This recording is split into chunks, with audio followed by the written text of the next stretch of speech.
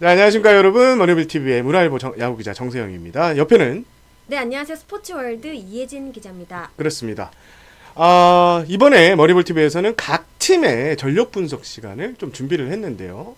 많은 야구 팬들이 응원하는 팀들의 그 변화를 상당히 궁금해하는데, 그래서 지난 시즌 정규 시즌 성적 하위권부터, 그러니까 오름차순이라 해야 되나? 내림차순이라 해야 오름차순이죠.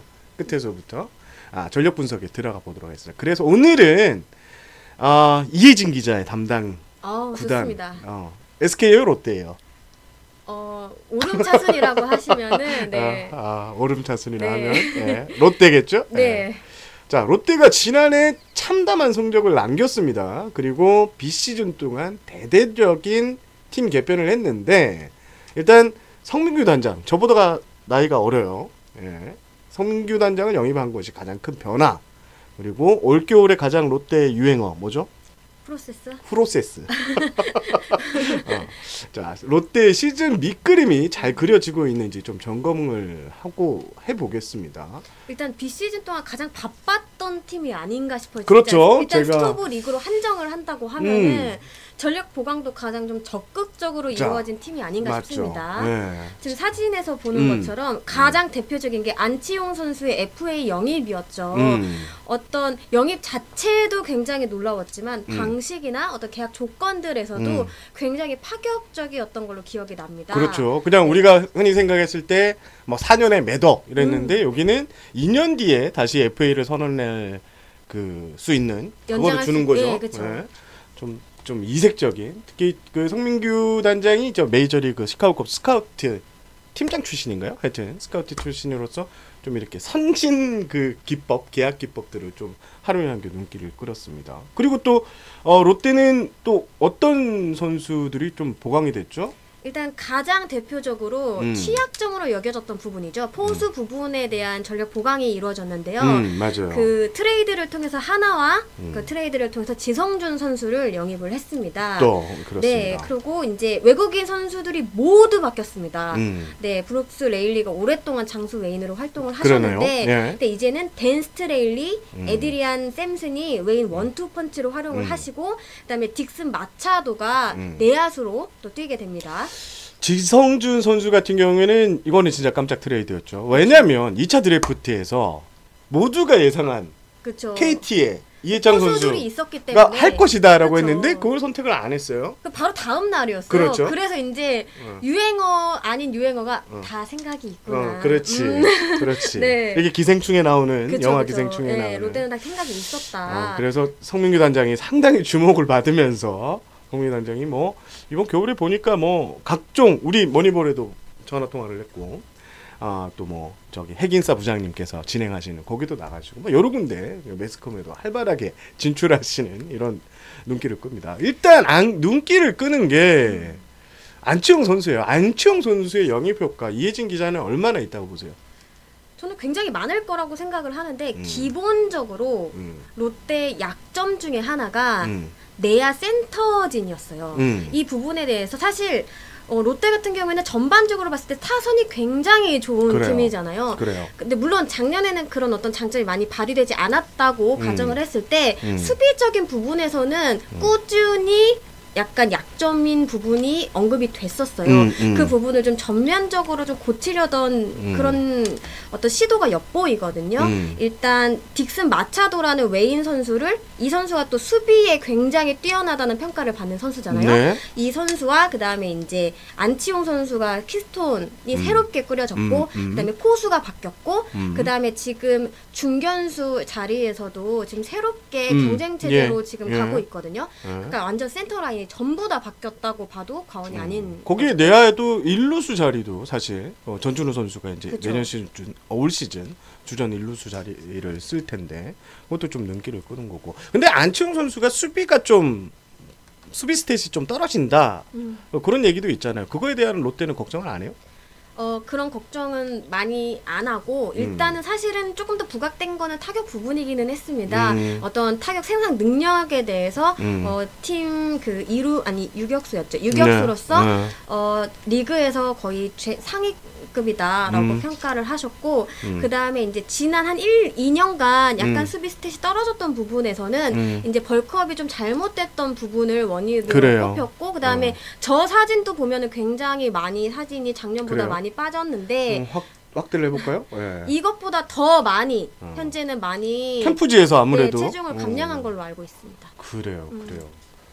또 눈길을 끄는 것 중에 하나가 지성준 선수 영입도 있는데 뭐 지성준 선수는 저는 좀 지켜봐야 된다고 생각해요. 시즌 지금 기대치가 너무 높게 올라가 있기 때문에 지성준 선수에 근데 대한 롯데에서 말하는 그 기대치는 생각했던 것보다는 엄청 높다기보다는 그냥 지성준 선수가 하던 대로만 해주면 된다라는 생각. 근데 하던 대로 해보라고 하는 게 지성 선수 게임 수가 1군 경기 출장 수가 그렇게 많진 않은데, 그러니까 예를 들면 타율 같은 거를 뭐 조금 뭐 좀 행복 회로로 조금 돌리긴 하지만 뭐 한 2할 중반대를 때려주면서 풀타임을 뛰면 네, 근데 완전 풀타임까지도 생각을 안 하고 있기는 하고 한 예를 들면 한 100경기 정도를 뛰어줬다고 하더라도 나머지 이제 경기를 뛰어줄 선수들은 있으니까 한 100경기 정도 뛰어준다고 했을 때 한 타율 2할 중반대에서 그 다음에 수비적인 부분에서 네, 어느 정도만 맞춰주면 네. 가능성을 보여줄 수 있는 시기라고 생각을 하시는 것 같아요. 그래요.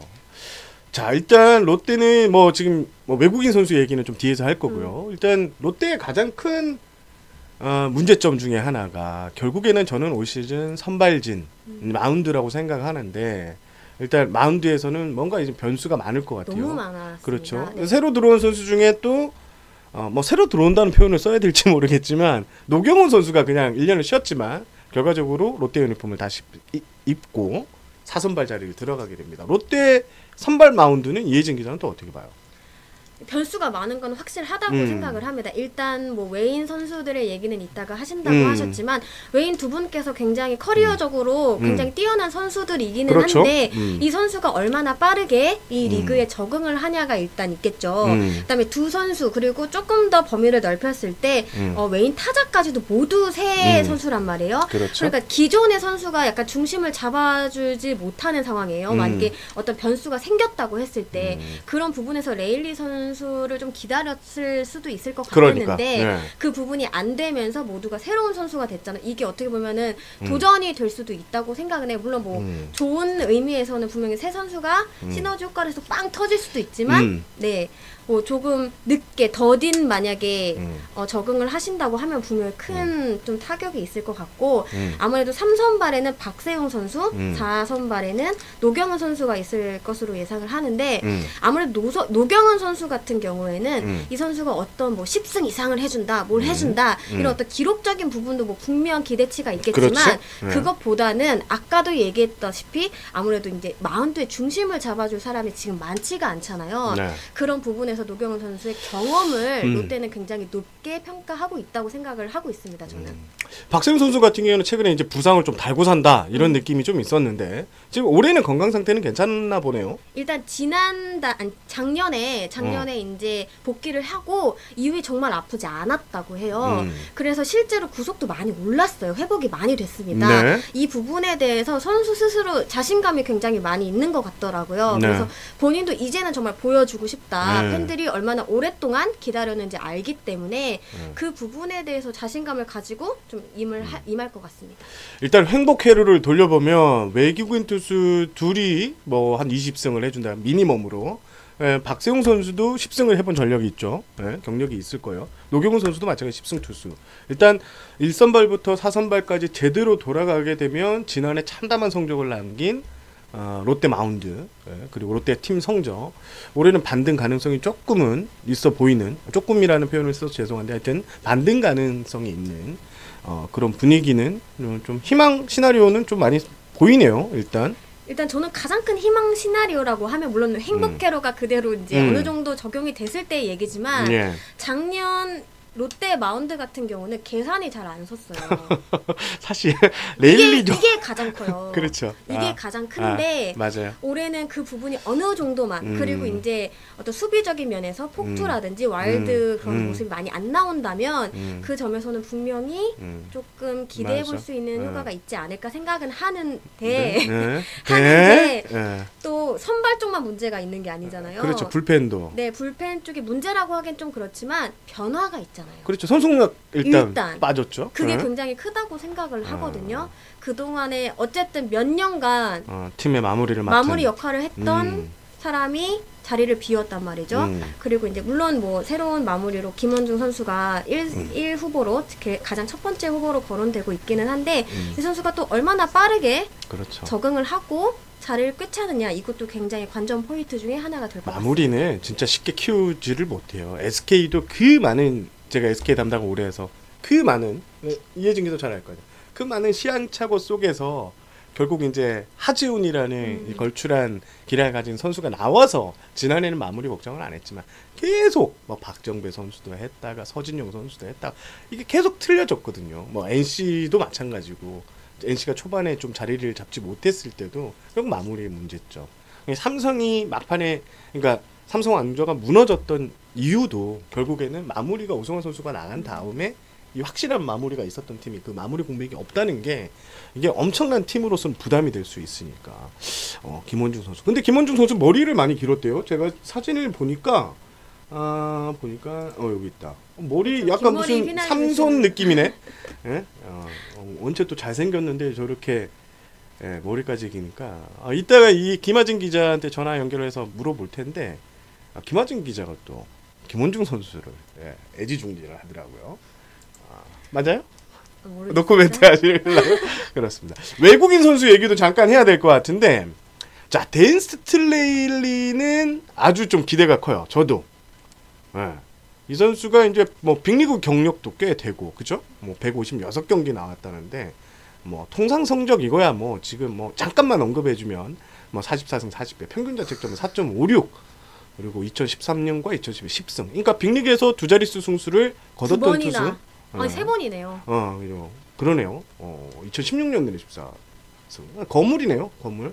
일단 캠프 성적도 나쁘지 않았고 이 선수에 대한 기대는 당연히 성민구 단장이 크겠죠. 당연히 클 것 같고 그 다음에 일단 이런 선수들은 딱 존재감이라는 게 있잖아요.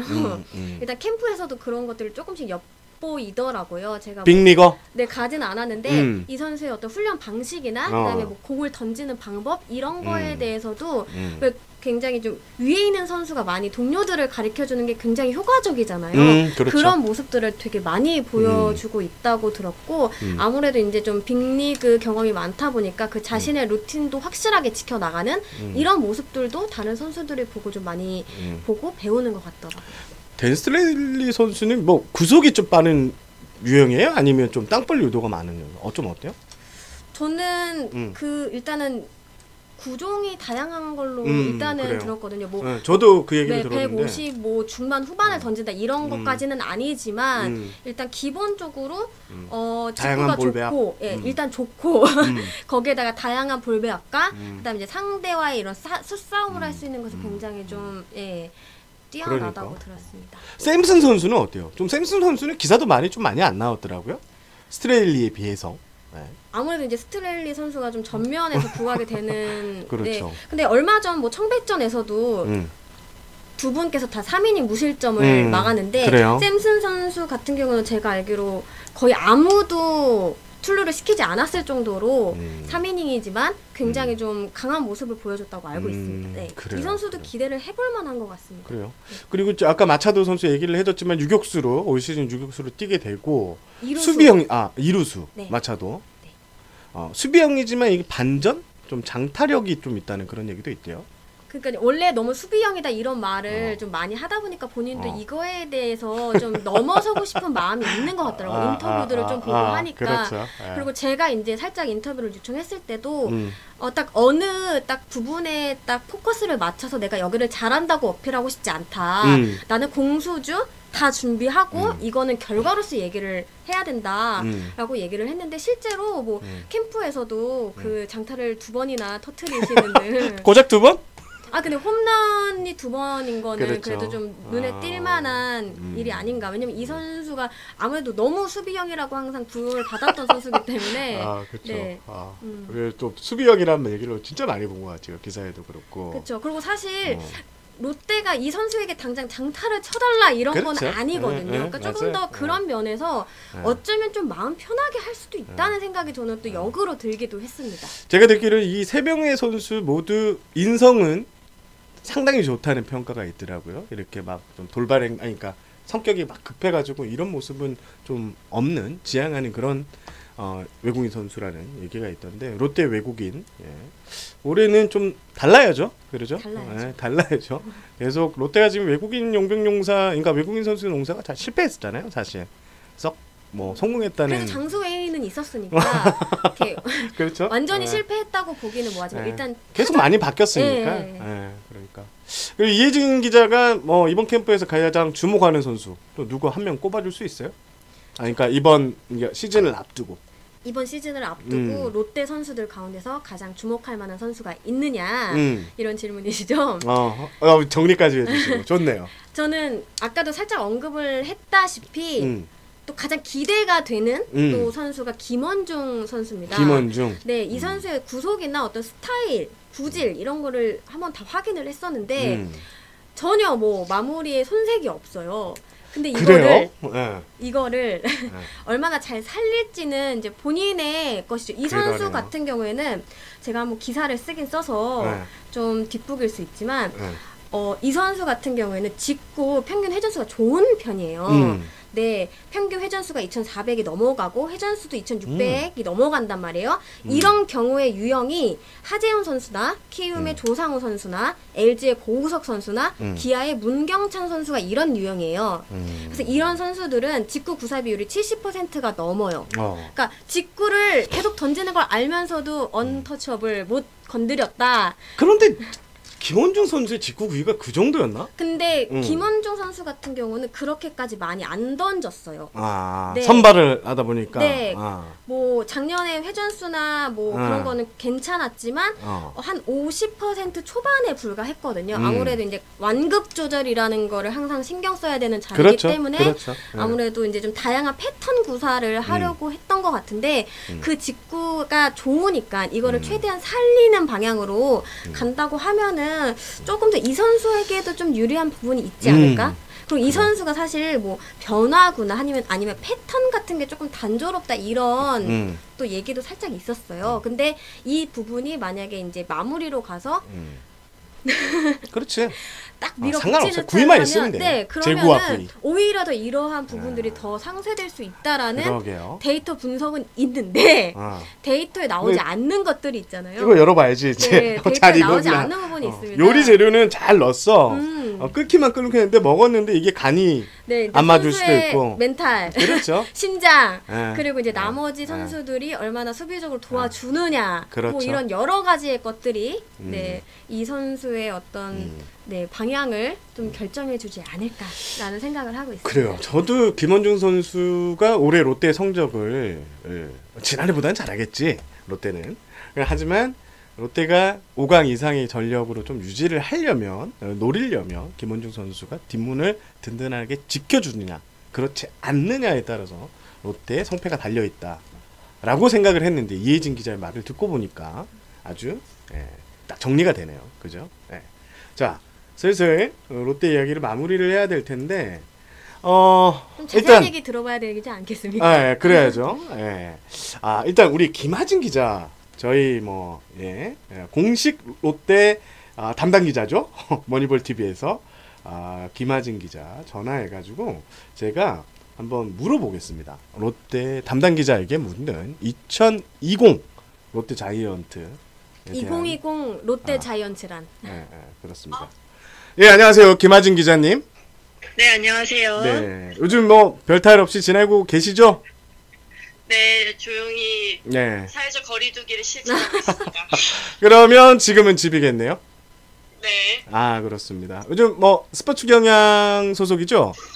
네, 그렇죠. 네, 담당 구단이 바뀌거나 이런 거는 없죠? 올 시즌? 네, 전혀 없습니다. 알겠습니다. 저는 영남구역 아유, 그렇죠. 있습니다. 김하진 기자 별명이 부산댁? 네, 아닌가요? 그렇죠. 그렇습니다. 현장에서 그렇게 불러주시죠. 그렇습니다. 허문회 감독, 저희가 지금 롯데에 대한 정리를 어느 정도는 했고요. 네. 허문회 감독 얘기를 좀 안 했어요. 네네네. 허문회 감독 만나보셨어요? 최근에? 최근에 만났죠. 저 요즘 부산에서 취재를 하고 있거든요. 그래요. 네, 청백전 취재를 해가지고 허문회 감독을 만나봤죠. 그래요. 허문회 네네. 감독 근데 허문회 감독 기사가 많이 안 보이는 것 같아요. 그렇죠. 오히려 지금 롯데는 단장이 너무 부각되는 팀이어가지고 네. 감독 기사가 많이 안 나오는 편이긴 한데 네. 일단 그 허문회 감독님께서 그렇게 뭐 화제거리가 될 만한 말이나 그런 것들 좀 안 하시는 편이에요. 이렇게 뭐 명확한 조심하는. 답을 내린다던가, 네. 네.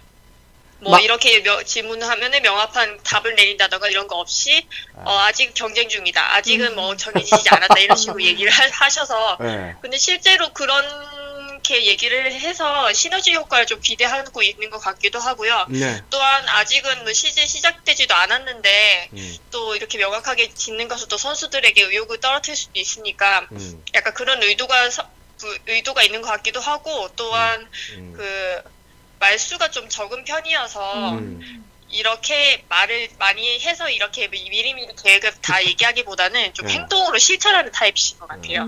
실제로 김원중 선수의 마무리도 아직 본인 입에서 마무리다, 확장이다 이렇게 말씀을 안 하셨죠.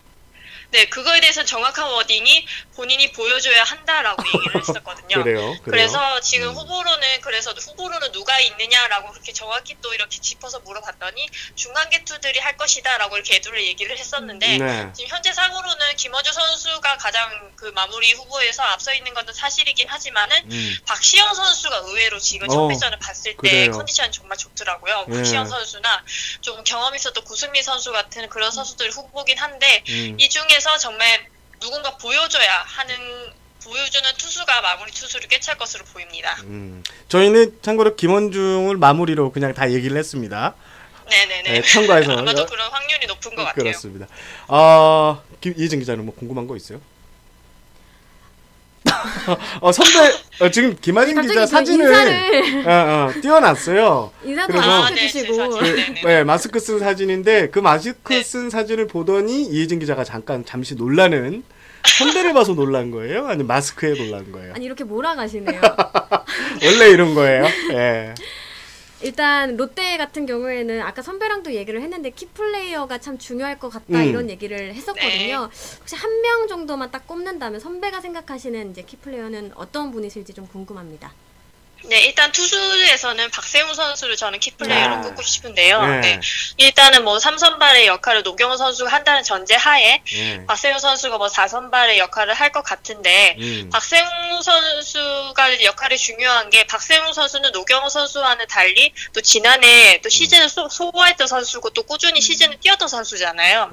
그리고 박세웅 선수가 가장 좋은 컨디션을 보였을 때 롯데가 가을 야구에 갈 수 있었습니다. 그렇죠. 박세웅 선수가 네. 커리 하이를 찍었을 때 10승 달성했을 때 롯데가 가을 야구에 갈 수가 있었는데 예. 지금 스프링 캠프에서 가장 좋은 컨디션을 보이고 있는 선발 투수가 박세훈 선수거든요. 그래서 박세훈 선수가 10승 이상을 하게 된다면은 롯데가 그 만약에 뭐 여러 가지 변수가 있죠. 노경훈 선수는 1년이라는 공백의 변수가 있고 네. 또한 5선발 투수들은 어느 팀이든 5선발 투수로 시즌 끝까지 가는 팀이 거의 없잖아요. 144경기를 가는 팀이. 네. 그런 점에서 박세웅 선수의 포지션이 시즌 끝까지 잘 소화해서 10승 이상만 가게 된다면은 롯데가 좀 승산이 있을 것 같습니다. 그렇습니다.